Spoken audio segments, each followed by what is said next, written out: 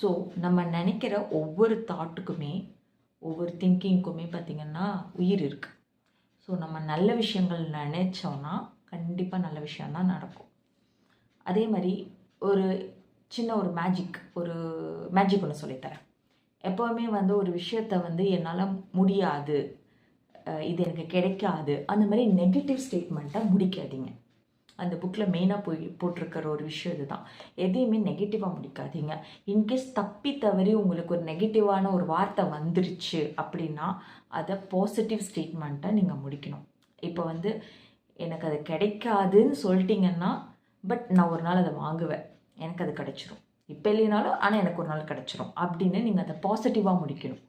So நீங்கள் பேசுகிற ஒரு வார்த்தையும் பாசிட்டிவாக இருக்கும்போது தான் கான்ஷியஸ் மைண்ட் பாசிட்டிவ் தாட்ஸை ஜென்ரேட் பண்ணும்போது அது சப்கான்ஷியஸ் மைண்டில் போயிட்டு நமக்கு அது நடக்கும்.